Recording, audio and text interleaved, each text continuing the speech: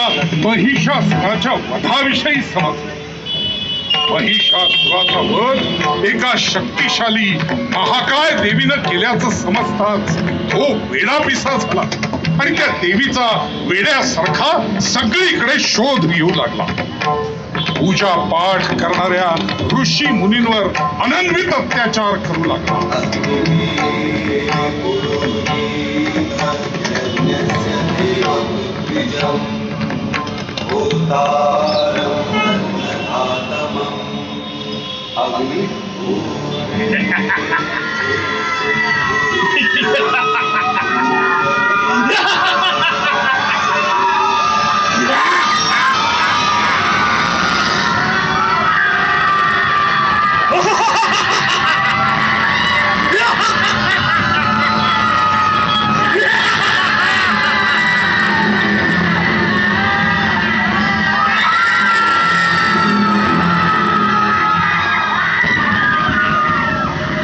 एकीकडे रक्तबीजचा हा हाहाकार सुरू होता, दुसरीकडे महर्षी कश्यपांचे पुत्र शुंभ आणि निशुंभ ब्रह्मदेवाच्या तपस्येत लीन होते.